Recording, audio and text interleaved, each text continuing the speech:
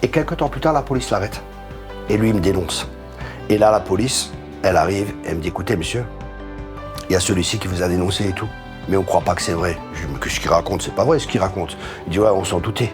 Mais par contre, il y a un mandat d'arrêt par Interpol. On vous arrête.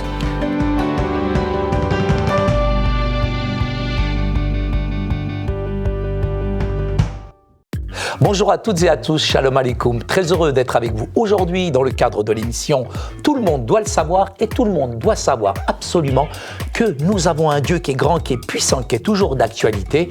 Et dans Éphésiens au chapitre 3, à partir du verset 20, il est écrit « Ah, celui qui a par la puissance qui agit en nous peut réaliser infiniment au-delà de tout ce que nous demandons ou pensons. À lui soit la gloire dans l'Église et en Jésus-Christ pour toutes les générations et l'éternité. Amen. » Aujourd'hui, sur ce plateau, je reçois Shalom Aleikoum. Bonjour Saïd. Thierry Kopp qui est un pasteur itinérant, et j'ai un livre là un petit peu osé, chères auditrices et auditeurs, comment sortir de l'ébauche. Donc Thierry, tu es évangéliste international et tes prédications sont accompagnées de manifestations de la puissance de Dieu, délivrance, restauration, guérison, et tu as apparemment une école biblique que tu as mis en place, etc. Et tu as fait une grande école biblique avec un pasteur assez important, Pierre Truchel, c'est ça? C'est ça. Que j'ai baptisé il y a quelques années en arrière, je me souviens. Thierry organise de nombreux séminaires, il est le fondateur de Harvest Ministry, ainsi que de la MLC Ministry et cofondateur d'Impact France, mais tu ne manqueras pas de nous parler un petit peu de tout ce travail qui est extraordinaire. Je sais que tu es aussi bilingue, tu parles une autre langue. C'est ça. Comment on dit bonjour dans cette langue? Guten Tag. Guten Tag. Guten Tag. Donc c'est d'origine berbère? Tout à fait. D'accord, super. Donc Thierry, mon cher Thierry, je suis très honoré d'être là. Tu as un parcours assez impressionnant. Est-ce que tu peux nous dire quelle était ta vie avant cette rencontre puissante avec le Christ? C'est une bonne question. Mais j'espère bien, c'est pour ça que je la pose. C'est vrai. Avant de commencer, j'aimerais remercier TBN vraiment et Saïd aussi pour l'invitation. Merci beaucoup. C'est un plaisir et un privilège d'être là parmi vous. Et concernant ma vie avant ma conversion, je suis né en 1962, je fais beaucoup plus jeune, merci beaucoup. Je suis né en Alsace. Il se lance des fleurs, lui. Voilà. Ça va les chevilles, là? Je suis né en Alsace et mes parents travaillaient à l'époque, tous les deux. Mon père et ma mère travaillaient. Et ils m'ont donné à mes grands-parents pour que mes grands-parents m'élèvent. À ce moment-là, il y a une pensée qui est venue dans mon cœur, que j'ai cru que c'était la vérité, que mes parents m'aimaient pas. Et qu'en fin de compte, ils préféraient, enfin qu'ils m'aimaient pas, qu'ils préféraient le travail à moi. Et là, le rejet a commencé à rentrer dans ma vie, très jeune. Et c'est quelque chose qui m'a poursuivi longtemps. Et même après, encore dans le ministère, que je vous raconterai plus tard, j'ai grandi normalement. Et puis à l'âge de 16 ans, je dis, bon, qu'est-ce que je vais faire? À l'école, j'étais pas mauvais, mais j'étais toujours un peu à gauche, à droite. Et ça m'embêtait vraiment. J'aimais pas trop être à l'école. Mais j'avais comme des bonnes notes, j'étais un assez bon élève. Ah, je me suis dit, qu'est-ce que je peux faire comme métier? Et j'ai un ami qui était cuisinier, qui a fait un métier de cuisinier. J'ai dit, bon, j'aime bien manger, j'aime bien voyager, cuisinier, ça me va. Et j'ai commencé cuisinier. En tant que cuisinier, on travaille de 10h à 14h et de 18h à 22h à l'époque. Oui. Et j'avais 10 km à faire de chez moi au travail. Et j'ai commencé avec un vélo, plus tard j'avais une mobilette. Et à chaque fois, rentrer l'après-midi, c'était pas possible. Qu'est-ce que j'ai fait? J'ai commencé à fréquenter un café. Et comme vous le savez, dans les cafés, il y avait des chrétiens. C'est clair, là c'est très spirituel comme milieu. Voilà, malheureusement non, c'était pas le cas. Surtout là en Alsace. Hein. Ah bah là, et c'était un café, et puis bon, il y avait un peu de tout, les trafics et tout ça, trafic de hashish, du shit et tout ça. Enfin, donc c'était un centre de formation quoi. Exactement. Un vrai CFA. Exactement. Et puis j'étais là et je me suis dit, ah, purée, je commençais à fumer du hashish. Pardon, je ne sais pas ce que c'est le hashish. C'est la marijuana. D'accord. Ça pousse au Maroc, au bled. Ah, ça m'étonnerait. Ça pousse en Alsace. Ah, le Maroc, c'était de la très bonne qualité. Le 00 marocain, c'était excellent. Je confirme. Voilà. Et là, qu'est-ce que j'ai fait? J'ai commencé à fumer. Et après, je me suis dit, purée, mais... T'as dû voir des vaches toutes vertes là-bas en Alsace, non? Voilà, rose. Après un joint. Rose. Et après, ce qui s'est passé, je me suis dit, purée, mais je suis pas aussi bête. Ça me coûte de l'argent. Pourquoi je commence pas à vendre et à acheter? Acheter, vendre. Et j'ai commencé à... Business, frère. C'est ça. Business is business. Yes. Et j'ai commencé à acheter, j'ai commencé à vendre et tout. Et puis à 18 ans, à l'époque, il fallait faire le service militaire. Ah, je me suis dit... 1962, c'est clair, hein. Ah bah, c'est... T'as pas échappé, là. C'est ça. Ah, je me suis dit, mais qu'est-ce que je vais faire? Service militaire, 1 an, là? Ah, je dis, il y a la possibilité de partir outre-mer, 18 mois. Alors, on peut choisir Martinique, Guadeloupe, Réunion, Djibouti, et ainsi de suite, et ainsi de suite. Il faut cocher 3 cases, et après, eux, ils choisissent. Et puis, j'avais coché Tahiti, et paf, je suis arrivé à Tahiti. Voilà. C'est pas vrai. Voilà. Tahiti, Tahiti. la vie est belle, quoi. Ah, ça, c'est très bien. Alors, je suis parti à Tahiti et tout. Et qu'est-ce qui se passe? J'ai dans les commandos de l'armée de l'air, ça veut dire qu'il fallait protéger les bases. Et là, qu'est-ce qui se passe? Je rencontre un dealer de marijuana, le plus gros dealer des l'île. C'est pas possible. Le gars, On ne donnera pas de nom, hein, frère. Non. Mais bon, c'est loin, quand même. Bah oui. Et c'est des plantes de 2 mètres qu'il avait, avec 52 mètres, des plantes. Et vraiment, c'était de la super qualité. Et qu'est-ce que j'ai fait? J'ai commencé à vendre sur la base. J'ai commencé à vendre de l'herbe sur la base. Malade. Ouais. Mais bon, ça, c'était pas... Ça allait. Et ce qui se passait, c'était à Tahiti, à Faha. Et à côté, il y avait Mururoa, là où l'atoll, où l'armée faisait les essais nucléaires à l'époque. Et donc, il y avait les légionnaires là-bas. Et les légionnaires, je crois que c'était 2 ou 3 semaines sur place. Et 1 semaine, ils venaient. Et quand ils venaient, ils louaient à chaque fois une voiture et ils laissaient la voiture à l'aéroport. Et la clé, ils la mettaient sous le tapis. Et moi, je savais ça, et nous, on savait ça, des militaires. Donc, on roulait gratuit. Et c'était pas cher. C'était gratuit. C'est un vrai magouilleur. Ah ouais. Donc, à chaque fois, on prenait la voiture. Mais un soir, j'avais fumé et j'avais bu et je prends la voiture. Et je vais en boîte, tout ça, et en ville, comme on est jeune et tout, on frime et tout, la voiture, la fenêtre ouverte et tout. Et je roule trop vite, je loupe un virage, bam, et je me mange un poteau. Aïe, aïe, aïe. Et là, aïe, je aïe. pars dans le poteau, bon là j'ai une marque encore, là j'ai une marque, j'ai Ah, on des voit les marques, stigmates encore. Et les cicatrices, je fais juste comme ça, mes yeux étaient protégés, et j'étais ouvert un peu partout, et ça saignait, et je sors de la voiture, et des gens viennent, ils me disent, ça va, je dis, oui, ça va, et... Ah, je dis, je vais partir, je vais pas rester ici. Quelqu'un dit, non, restez ici. Et il me tient comme ça, j'ai une petite veste. Là, j'ai enlevé la veste, il avait juste la veste à la main et j'ai couru. Je suis parti en courant. Valait mieux. J'ai couru, Il est malade. ce les gars. gens m'ont suivi, j'ai plongé dans la mer, parce que la mer était pas loin de la discothèque. J'ai nagé, je crois, pas mal, entre les bateaux et tout, ils n'arrivaient pas à me voir. Je suis sorti, j'ai fait plusieurs kilomètres à pied, je suis arrivé, j'étais en sang. Et Méché, comme ça, t'as réussi à nager? Ouais. T'as fait un triathlon, toi? Et j'arrive à la base militaire. Oui. Et on était à 2 par chambre. Il me dit, qu'est-ce que t'as, Thierry, t'es plein de sang et tout. Je dis, t'inquiète, donne-moi une cigarette. Il me donne une cigarette et je me réveille à l'hôpital. J'étais KO. Et je me suis réveillé à l'hôpital. À l'hôpital, 2 jours après. C'est un phénomène. Ah ouais, 2 jours après, la police arrive. Elle me dit, qu'est-ce qui s'est passé, monsieur? Je dis, c'est les Tahitiens, ils m'ont attaqué, ils ont cassé des bouteilles, ils m'ont tapé avec des bouteilles. Sale menteur. Sale menteur. Ils m'ont tapé avec des bouteilles et tout ça, et c'est terrible. Ok, bon, ils partent. Je sors de l'hôpital, je suis à l'armée. De nouveau, paf, la police me convoque. J'arrive dans le bureau, et je suis assis dans le bureau, tout ça, et le policier, il discute. Il me dit, alors, monsieur Kopp, vous avez rien à nous dire? Je dis, non, je vous ai déjà tout dit, qu'est-ce que vous voulez que je vous dise? Il dit, c'était pas vous alors? Je dis, mais quoi, moi? À la voiture volée? Je dis, non, moi je me suis fait attaquer par des Tahitiens, je dis, peux rien. Et là, Baratin. il dit à l'autre policier, fais-le rentrer. Et un gars qui rentre, et c'est le gars qui avait ma lettre. Il dit, c'est lui? Il dit, oui, c'est lui. Ah, je dis, bon, Grillé. je suis grillé, c'est moi. T'es grillé. Il me dit, voilà, c'est moi. Et après, il me questionne, ouais, vous êtes avec qui et tout. Je me rappelle, j'avais mal ici, il m'appuyait dessus. Alors, vous allez parler? Je dis, mais c'est tout, je vous ai tout dit, j'ai rien d'autre à dire. Bon, allez. Qu'est-ce qui se passe? 3 mois de prison avec sursis, c'est ma première condamnation. Waouh, ah oui. Et 1 mois de prison à l'armée. Mais, à l'armée, j'étais une canaille. J'avais réussi à faire le double des clés de la prison. C'est un malade. Le soir. C'est pas possible. Je me rappelle le soir. C'est pas possible. Tu fais les doubles de clés. C'est un malade, ce gars. C'était juste une pièce, tu vois, où j'étais Ah ouais. enfermé. Toute la journée, je pouvais pas sortir. Et j'avais réussi à faire le double. Il y a que les minutes là-bas à Tahiti. Ah ouais, j'ai donné à quelqu'un, il est parti, il m'a fait le double. Incroyable. J'ai réussi à la piquer et il a fait le double. Le soir, je me rappelle, 10h30, je sors pour aller aux boîtes. Il ouvre la porte. C'est la première fois que j'entends ça. Il est J'ouvre malade. la porte de la prison. L'officier de garde, il passe juste à ce moment-là. Il me fait, qu'est-ce que vous faites? Je dis, je voulais sortir. Il me dit, mais comment vous avez ouvert la porte? Je dis, avec la clé. Mais vous avez la clé? Je dis, c'est une longue histoire, je l'ai trouvée par terre et tout. Bon, ok. Allez, rentrez, sac fermé. Ok. Ça, c'était ma première condamnation. 3 mois avec sursis. Quelques temps plus tard, je continue à dealer et tout. Et le colonel m'appelle, le chef de la base. Monsieur Kopp, est-ce que vous faites du trafic de drogue? Oh là là.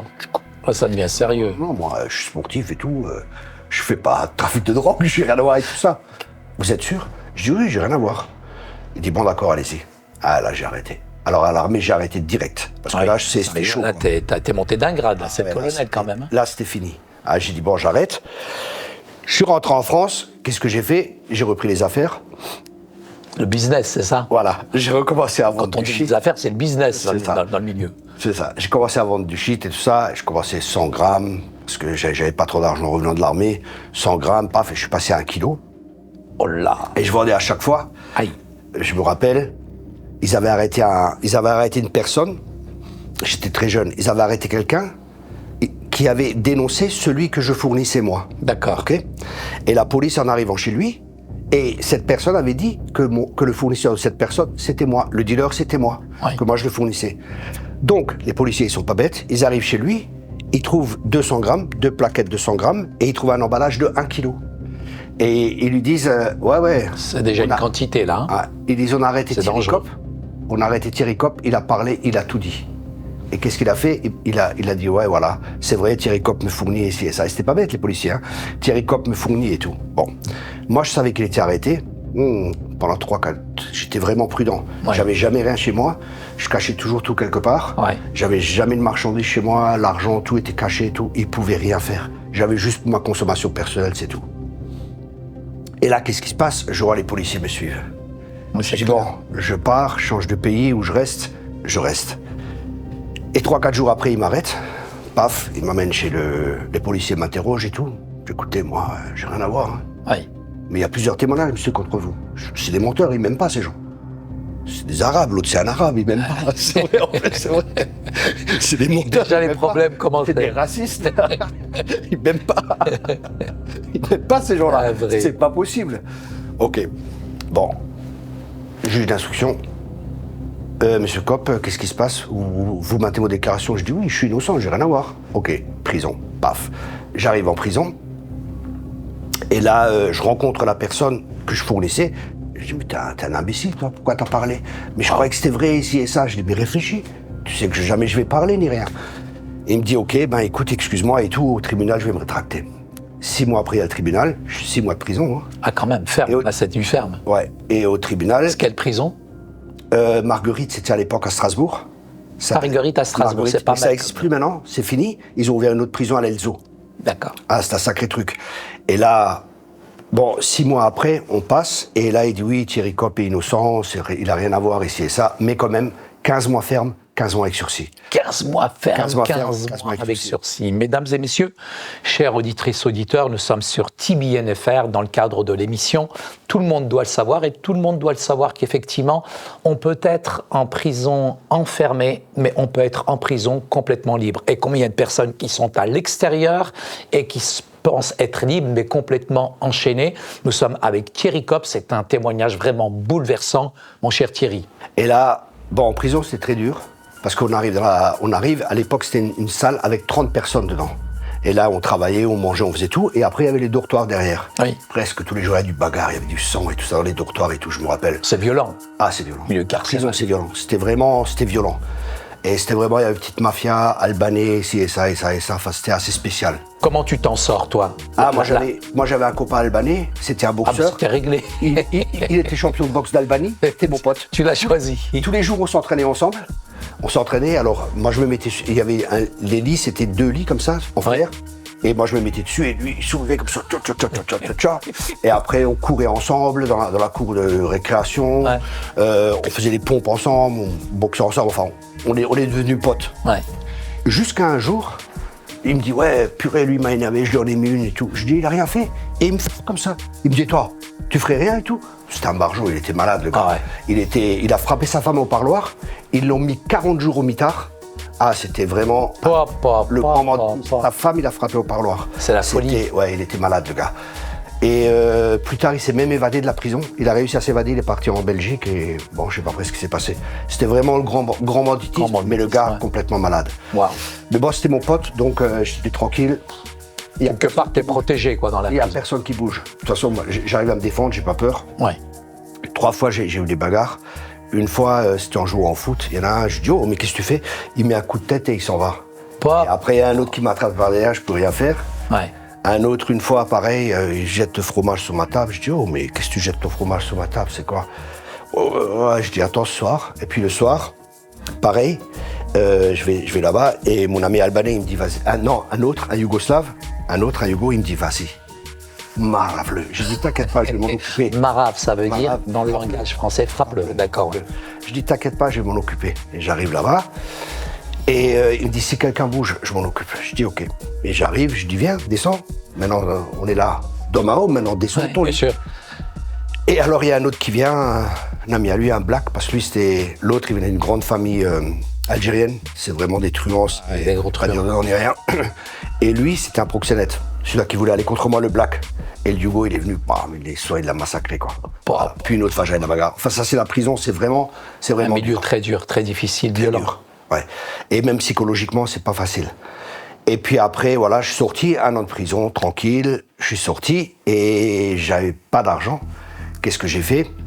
En sortant, j'avais un peu d'argent, hein, parce que j'avais claqué de l'argent et je vivais l'argent vite gagné, vite dépensé. Bien Je sûr. faisais la fête, belle voiture et tout. Et qu'est-ce que je fais? J'achète un pied de biche et je fais un casse à un appartement et puis je vole ce qu'il y a dedans et puis c'est reparti. Je me suis refoulé. J'ai renfloué les caisses et puis j'ai recommencé le business. J'ai recommencé à acheter du hashish et ci et ça. Quelques temps après, il y a une serveuse dans un bar, une belle fille et tout. Je discute avec elle. Et puis on commence à sortir ensemble. Et au bout de 3-4 jours, elle me dit, je veux me prostituer pour toi. J'ai fait, ouais, il n'y a pas de problème. Je veux me prostituer pour toi. C'est la folie. Ah, c'est la folie. Je dis, ouais, il n'y a pas de problème.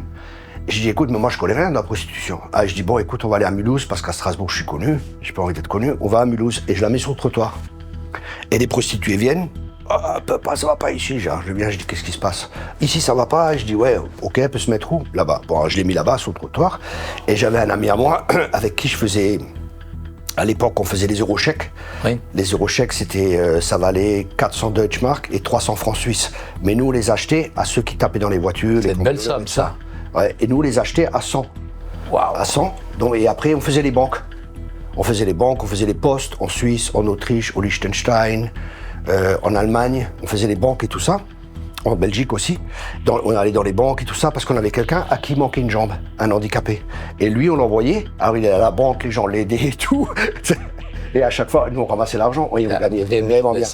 On faisait 30, 40, 50 chèques des fois par jour. Hein. C'est des banques ici et ça. Un jour, on arrive en Suisse et il nous fouille. Et lui, l'handicapé, il avait toujours les chèques sur lui. Et on arrive à la douane. Je dis, écoute, jette-les. Je sens quelque chose qui va pas. Jette les chèques, on les récupérera plus tard. Non, on va passer. Il nous arrête et il nous fouille et lui aussi, et il trouve les chèques sur lui. Aïe, aïe, aïe. Ah, il dit, écoutez, moi, ces gens-là, je les connais pas. J'étais à l'autostoppeur, ils m'ont pris un autostop. Il nous a dit, ouais, on connaît pas, ils étaient en stop, on l'a emmené. Ok, bon, relâché, mais ils m'ont donné interdiction de la Suisse, 5 ans. Aïe. 5 ans. Et avec ce gars, avec mon ami, pas celui qui est handicapé, avec l'autre, il avait une copine aussi. Je dis, écoute, ma copine, elle travaille, tu veux pas que la tienne? Il dit, écoute, je vais voir. Et il dit, ok, le lendemain, il vient, il dit, ok, c'est bon. On part à Mulhouse, on met les 2 filles sur le trottoir, travail et tout. Ça marche bien pendant 6 mois, on gagnait beaucoup d'argent. Et après, un soir, il dit, je vais travailler et tout. Je dis, non, moi, je vais me reposer aujourd'hui, je vais pas mettre la fille sur le trottoir, je vais rien faire. Il dit, ok. Et le lendemain, elle vient en pleurs, elle me dit, ils l'ont arrêté. Je dis, mais qu'est-ce qui s'est passé? Ouais, la police est venue, ils nous ont arrêtés, ils nous ont attendus, ils nous ont arrêtés, ici et ça. Waouh. Je dis, ok, bon. Je dis, t'as parlé? Non, j'ai pas parlé et tout. Je dis, cette fille, je fais pas confiance. Alors j'ai appelé un proxénète en Allemagne et je dis, écoute, j'ai une fille à vendre. T'es intéressé? Il me dit, ouais, ok.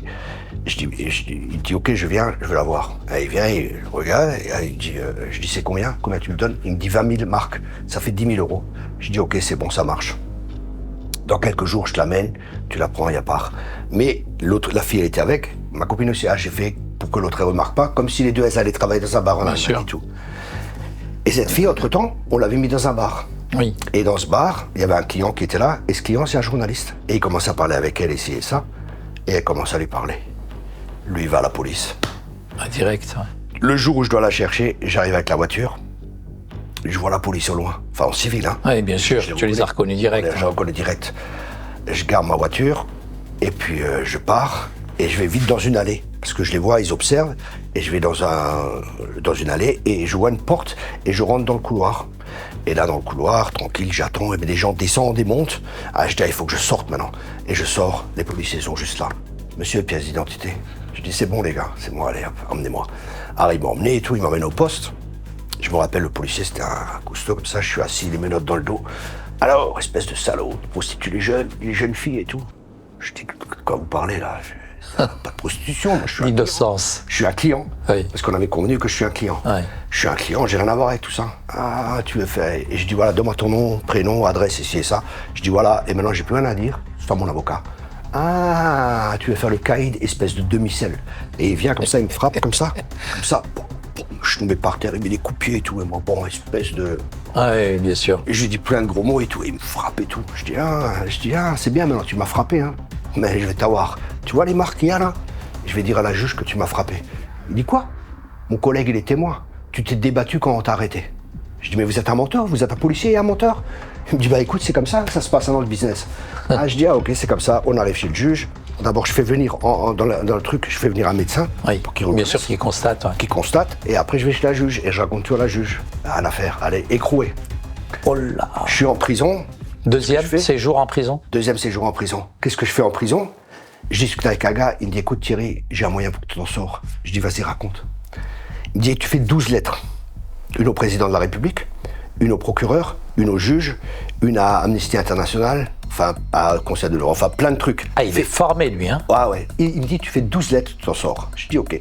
Je fais 12 lettres et je commence mon premier jeûne. Ouais. Je dis grève de la faim, je mange plus et rien, je vais arrêter. C'est très spirituel. Jusqu'à ce que je sors. Ouais. Purée, une semaine après, clac, clac.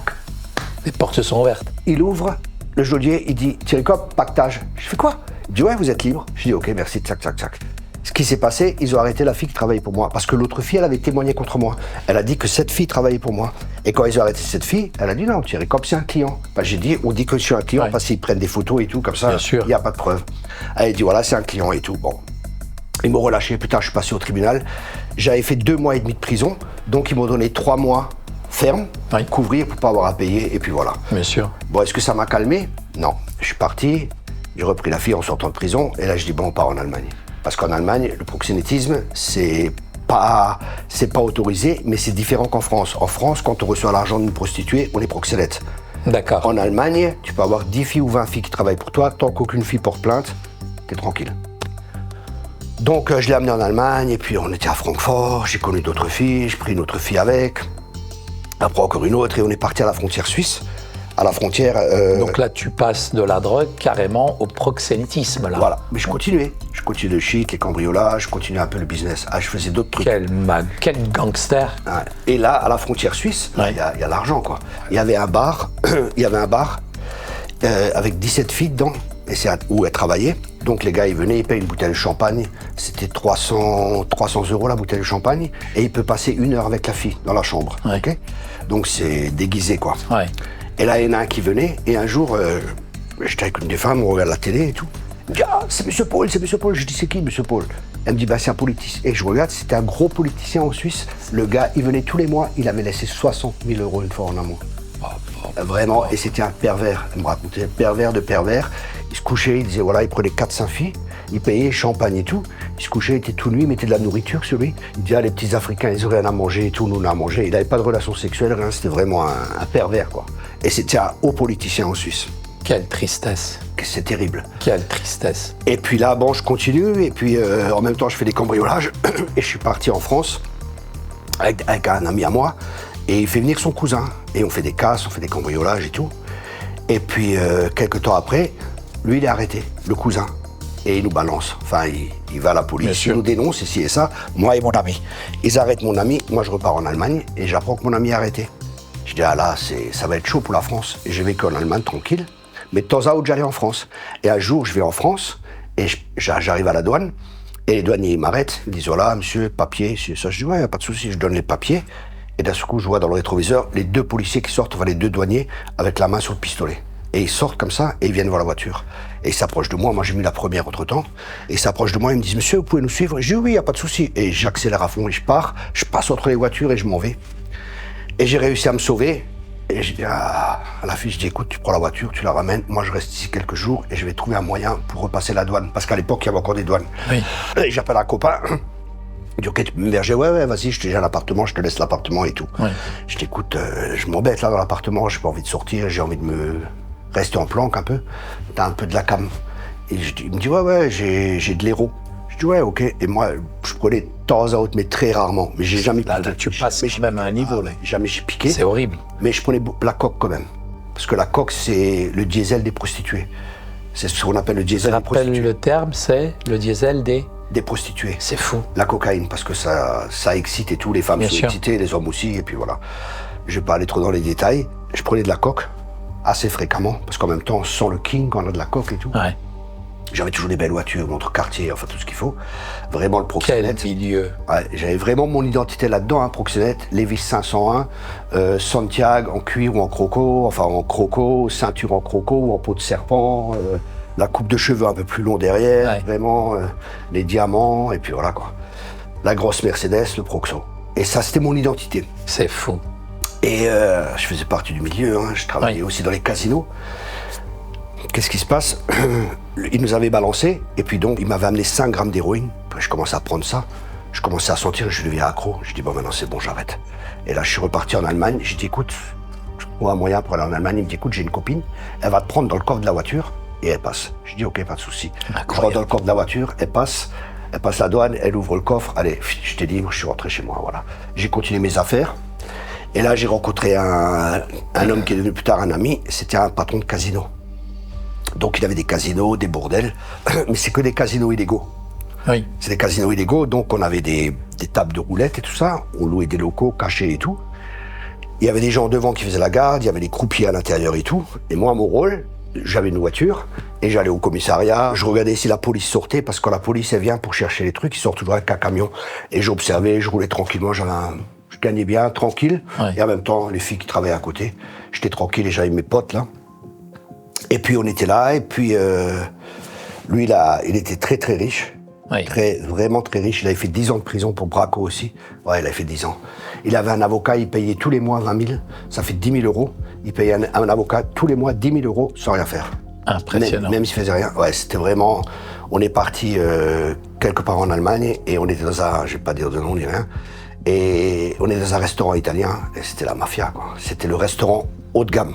L'italien, mais excellent. J'ai rien payé, tout était invité, tout. C'était vraiment le vraiment fréquenté le milieu du grand banditisme. C'est incroyable. C'est le grand banditisme. Il avait un hôtel, il avait le bordel, il faisait les casinos. Il avait un banquier suisse qui venait toujours, qui couchait avec les femmes et tout ça. Et donc il avait l'argent au black et tout ça en Suisse et tout ça. T'es comment là, avec tous ces gens, toutes ces personnalités, dans cette atmosphère? Ah, je me sentais bien. J'étais le king. C'est clair. Partout où j'allais, j'avais tout ce qu'il valait. J'étais bien, mais en moi, il y avait comme un vide. Mais je savais. L'argent représentait une valeur pour toi? Ah non. J'aimais bien ce que je pouvais acheter et tout, mais l'argent, je dépensais beaucoup. Je voulais vraiment la belle vie. Parce que là, t'es dans le luxe. Dans le luxe, le milieu de la beauté. Ouais. La drogue, la cocaïne. Les relations sont quand même très fortes dans les milieux-là, parce qu'on ne peut pas se balancer comme ça. Est-ce qu'il y a une vraie amitié? C'est plutôt lui et moi, oui, mais il y en a d'autres. C'est plus intéressé. C'est pas. Mais à l'époque, c'était pas comme maintenant. À l'époque, il y avait quand même un code d'honneur. Moi, je croyais beaucoup à ça. C'est pour ça aussi que je suis rentré là-dedans. Bien sûr. Tu recherchais une famille ou pas? Aussi. Et dans mon cœur, j'étais toujours droit. Quelque part, j'étais droit. J'étais un truand, mais j'étais droit. J'arnaquais pas les gens ni rien. J'étais droit quelque part. Bon. J'étais recherché par la police. En France, ils avaient mis un mandat Interpol. Et il m'avait condamné. Oui, il m'avait condamné à 1 an. Interpol. Ah ouais, il m'avait condamné à 1 an de prison, et à partir de 1 an, Interpol a le droit. Bon, j'étais recherché par Interpol ici et ça. Mais quand j'étais en Allemagne, il y a un gars, il me dit, écoute Thierry, je vais faire un casse. Tu veux faire un casse avec moi? Je dis, écoute, explique-moi. Il y avait une salle de jeu qui était là, il m'explique, ouais, je vais rentrer par la grille d'aération, je vais ouvrir la fenêtre et je vais rentrer là-dedans, il y a au moins 20 000 à faire et tout. Je dis, ok. Je dis, écoute, moi je suis pas intéressé. Et lui, il va, et je dis à un pote à moi, écoute, il y a un coup à faire, on n'a aucun risque, le gars, il va faire un cambriolage, nous, on l'attend dehors, on lui prend l'argent et c'est fini. Il peut rien faire. C'est une crapule. C'est vraiment une crapule. Mais je l'aimais pas, ce gars, c'était un tordu. Et qu'est-ce qu'il fait? Il rentre là-dedans, il sort. T'étais pas tordu, t'étais parfait, toi. Tout comme toujours. Et il sort, et on l'attrape, on prend l'argent et tout. Et quelques temps plus tard, la police l'arrête. Et lui, il me dénonce. Et là, la police, elle arrive, elle me dit, écoutez, monsieur, il y a celui-ci qui vous a dénoncé et tout. Mais on ne croit pas que c'est vrai. Je dis, mais qu'est-ce qu'il raconte? C'est pas vrai ce qu'il raconte. Il dit, ouais, on s'en doutait. Mais par contre, il y a un mandat d'arrêt par Interpol. On vous arrête. Mandat d'arrêt par Interpol. Nous sommes sur TBNFR dans le cadre de l'émission Tout le monde doit le savoir. Et tout le monde doit le savoir qu'effectivement Thierry Kopp a eu un passé, mais il a aussi une rencontre personnelle que nous allons écouter dans la prochaine émission. Un grand merci Thierry, c'était juste très friand, croustillant cette première partie et je me réjouis avec les auditrices et les auditeurs d'entendre la prochaine partie sur TBNFR. À très très vite. Merci pour votre fidélité, pour votre suivi qui est régulier. Nous apprécions. TBN est une famille, une grande famille. Merci de liker et de partager autour de vous et à très très vite sur TBNFR.